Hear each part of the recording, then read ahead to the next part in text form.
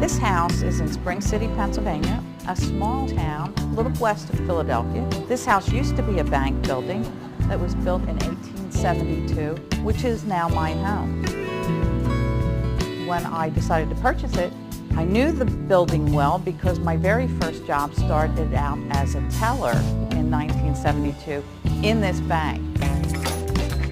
At the time I purchased it in 1989, it was actually a working bank. They had just closed it, almost like they closed it for the weekend. The teller booths were still here. The paperwork was still here. The vault existed. All the safe deposit boxes were still here. So I started to go through things and remodel. I had keys for a lot of the safe deposit boxes. And as I started to open them, I started to find bills, coins, bills that were actually printed in the basement of this bank. Old savings book, passbook information, ledgers, not worth anything unfortunately now, but I like to keep it just as memorabilia. I tried to preserve as much of the bank as possible when converting into a house, but I knew I had to make it livable.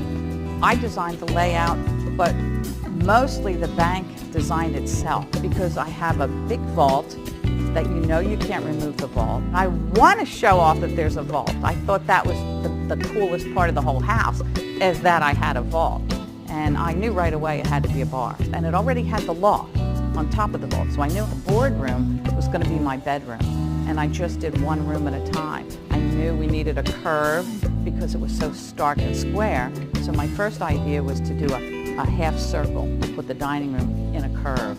But I still wanted to have the grandness of when you walk in a bank and you look up and you get to see those ceilings. I still call this area my lobby, even though it's off from the dining room, because this originally was the lobby.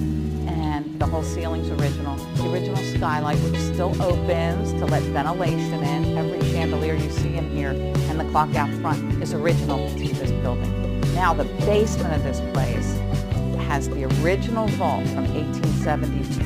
There was no ventilation in this vault whatsoever. So the only thing I could think of to do with that is to put a sauna in there. In 1921, one of the largest bank robberies still to date on the East Coast happened right here in this house when it was the bank. 7 robbers came in. There were 7 board members, there were 2 employees, and there were 2 customers, and they held everyone hostage and locked them in the original vault in the basement. And one of the directors, who had asthma, actually suffocated, went into an asthma attack.